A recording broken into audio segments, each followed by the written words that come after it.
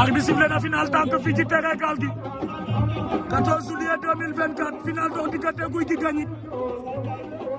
ak Moussa Ndiaye bu Ndiongone ñuy bëgg waa ñoom Bato di bëgg waa Gagnick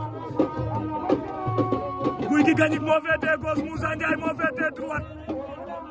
ñu déglu seen final ñoo ngi bëgg amateur yi di bëgg képp kuy bëgg Mbour Tefess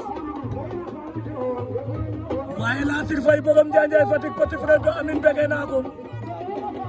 di bëgg Ngor yëngu leen la vacherie de Diohine waaw waaye di bëgg Issa Touba borom Ngeesine rawatina grand Ismaïla Ndiaye l'homme de Njaanjaay Khalil production yaa nga ca biir bat ñi borom Seras bëgg naa ko siyaar naa ko waaye Saliou Tine borom Soudan bëgg naa ko di bëgg Maysa Diop waaye maa ngi bëgg waa Diofior di bëgg 100% bu Tefess fàttewuma leen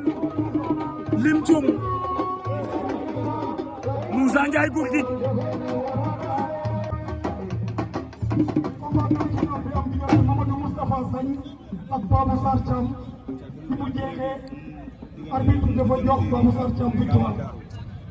Mamadou Moustapha Sagne déposé recours ci image yi ñu gis laata ñuy yegg tiwis tiwisu Babou Sarr Thiam laal na suuf victoire de Mamadou Diambo merci donc final arrivé Mamadou Diambo.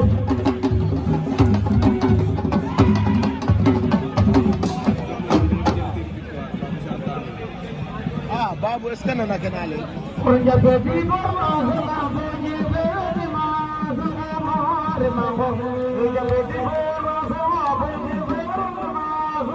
Gouye Gui Gagnick